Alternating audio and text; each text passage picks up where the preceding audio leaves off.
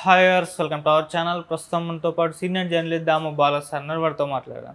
నమస్కారం సార్. చంద్రబాబు గారి పైన కూటమిలో ఉన్న బీజేపీ అండ్ జనసేన అండ్ టీడీపీలో కూడా అసంతృప్తి వ్యక్తం చేస్తున్నారు. అసంతృప్తి పెరిగిపోతుంది అన్న ఒక వార్త అయితే వైరల్ అవుతుంది సార్. ఎందుకు అసంతృప్తి పెరిగిపోతుంది, మరి ఏం కారణాలు అయి ఉండొచ్చు సార్?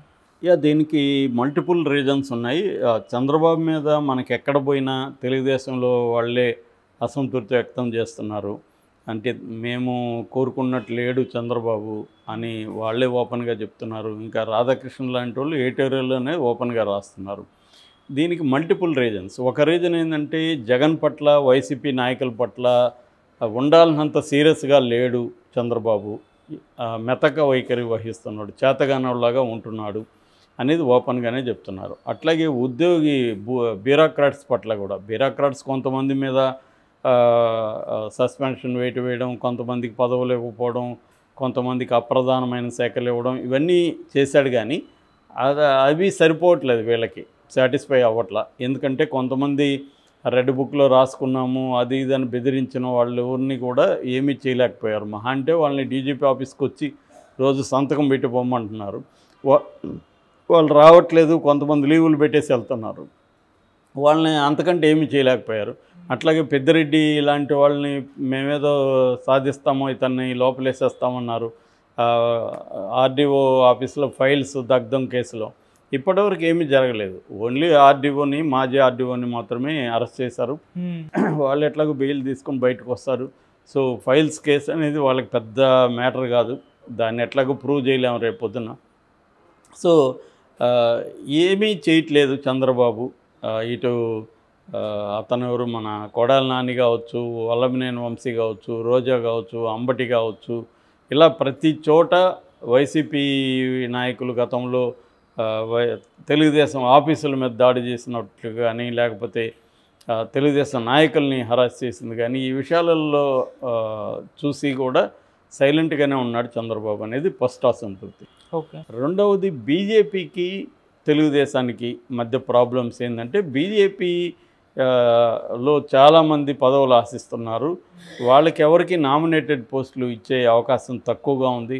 ఎందుకని తెలుగుదేశంలోకి 50%, మిగతా ఒక 30% జనసేనకి, మిగిలిన 20% మాత్రమే బీజేపీకి ఇవ్వాలనేది చంద్రబాబు ప్లాన్గా చెప్తున్నారు. దానికి బీజేపీ రెడీగా లేదు. బీజేపీ ఎక్కువ డిమాండ్ చేస్తుంది.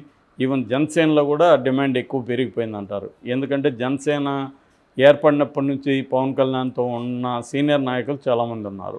10 ఏళ్ళుగా వాళ్ళకి ఏం పదవులు లేవు. 10 ఏళ్ళుగా వాళ్ళు వైసీపీ దగ్గర ఇబ్బందులు పడ్డారు. సో వాళ్ళకి ఇచ్చే పరిస్థితి లేదు.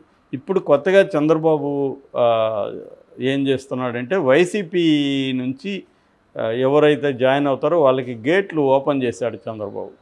సో అది కింది స్థాయిలో కార్పొరేటర్ల దగ్గర నుంచి, మేయర్ల దగ్గర నుంచి స్టార్ట్ అయ్యి ఎమ్మెల్సీలు, ఎంపీల వరకు వెళ్ళింది. సో ఇప్పుడు ఏమవుతుంది, త్వరలోనే లోకల్ ఎన్నికలు జరగబోతున్నాయి. ఇప్పుడు రిజైన్ చేసిన ఈ కార్పొరేటర్లు, మేయర్లు వీళ్ళందరూ మళ్ళీ తెలుగుదేశంలోకి చేరారు. ఫర్ ఎగ్జాంపుల్ ఏలూరులో నూర్జహాన్ మేయరు, నూర్జహాన్ బాబు, పెద్దబాబు అంటారు వాళ్ళ దంపతులు. వాళ్ళు ఒకప్పుడు 2014లో తెలుగుదేశంలో ఉన్నారు, పదవులు అనుభవించారు. మళ్ళీ 2019లో వైసీపీలోకి వెళ్ళారు, పదవులు అనుభవించారు. మళ్ళీ ఇప్పుడు 2024లో ఇటు వస్తున్నారు. వాళ్ళకి మళ్ళీ ఇచ్చే అవకాశం కనిపిస్తుంది. సో అప్పుడు లోకల్గా ఈ 5 ఏళ్ళు వైసీపీ దగ్గర నానా బాధలు పడిన వాళ్ళ పరిస్థితి ఏంటి?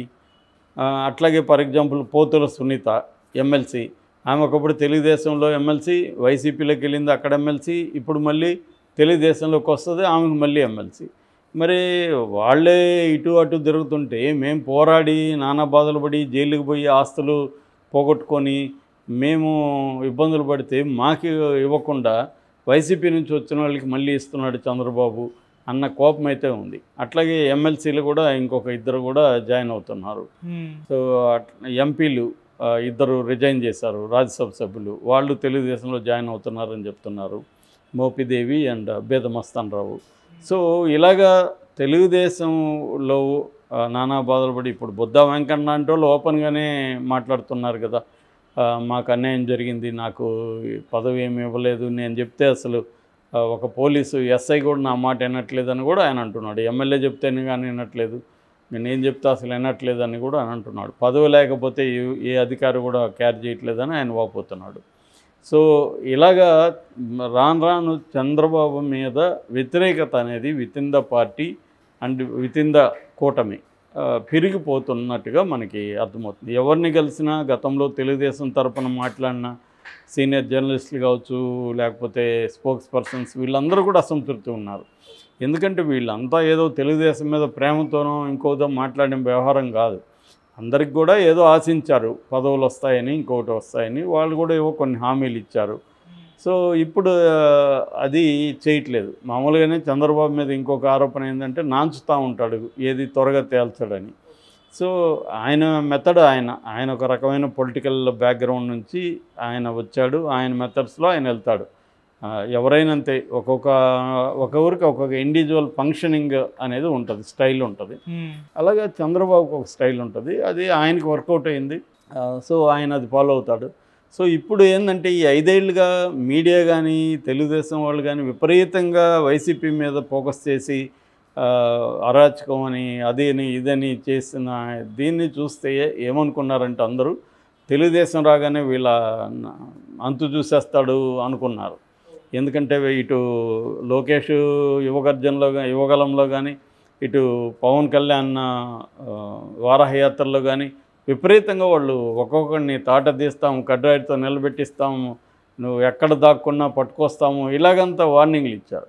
ఇప్పుడు 3 ఏళ్ళు అయిపోయింది, ఏ ఊరికి ఎక్కడ ఏమీ జరగట్లా. సో అందువల్ల అసంతృప్తిగా ఉన్నారు. పైగా వైసీపీలో నుంచి ఇటు వస్తే వాళ్ళందరికీ మళ్ళీ మేయర్లు అవుతున్నారు, వాళ్ళకి మళ్ళీ అన్ని పదవులు వస్తున్నాయి. సో ఎమ్మెల్సీ మళ్ళీ అక్కడ ఎమ్మెల్సీ రిజైన్ చేస్తే ఇక్కడ ఎమ్మెల్సీ ఇస్తున్నారు.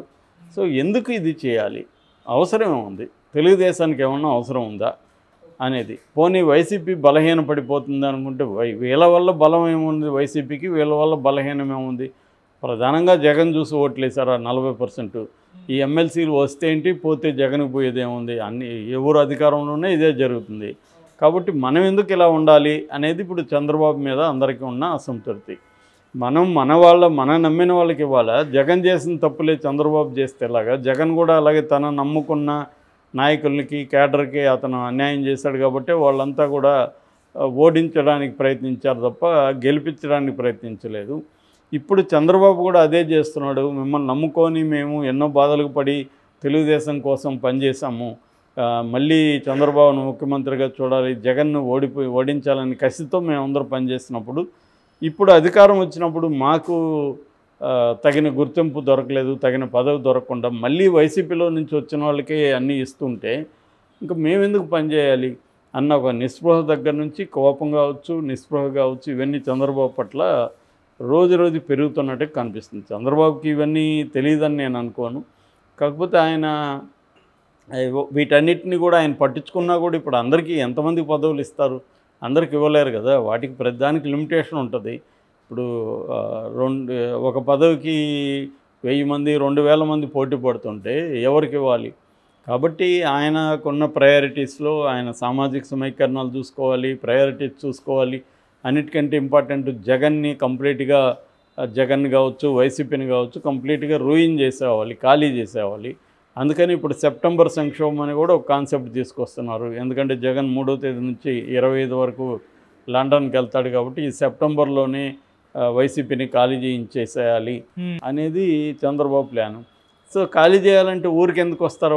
వాళ్ళకి హామీలు ఇవ్వాలి కదా, పదవులు ఇవ్వాలి. పదవులు ఇస్తేనే వాళ్ళు వస్తారు.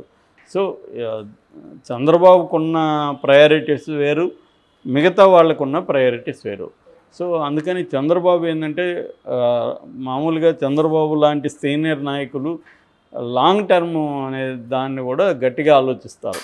అంటే లాంగ్ టర్మ్లో రాజకీయాల్లో మనం ఇప్పుడు ఏ స్టెప్స్ వేస్తే మనకు లాంగ్ టర్మ్లో రిటర్న్స్ ఉంటాయి అనేది చంద్రబాబు బ్రహ్మాండంగా దాంట్లో ఎక్స్పర్టైజ్ ఉంది. అందుకని ఆయన ఆలోచించేది ఏమంటే లోకేష్కి లైన్ క్లియర్ చేయాలంటే జగన్ అనేవాడు ఉండకూడదు గట్టిగా. జగన్ బలహీనం అయిపోవాలి. అప్పుడు లోకేష్కి ఎదురుండదు. అప్పుడు లోకేష్కి ఒకే ప్రాబ్లం, పవన్ కళ్యాణ్ అవుతాడు. పవన్ కళ్యాణ్ డీల్ చేసుకోవడం అనేది చంద్రబాబు బాగా తెలుసు. సో అందువల్ల జగన్ని ఇప్పుడు కంప్లీట్గా తొక్కేయాలంటే ముందు ఖాళీ చేయాలి, అక్కడ ఉన్న ఇంపార్టెంట్ లీడర్లంతా లాక్కోవాలి అనేది చంద్రబాబు ప్లాను. దాని ప్రకారం వెళ్తున్నాడు. లాక్కుంటున్నప్పుడు వాళ్ళకి పదవి లేకుండా వాళ్ళు ఎందుకు వస్తారు?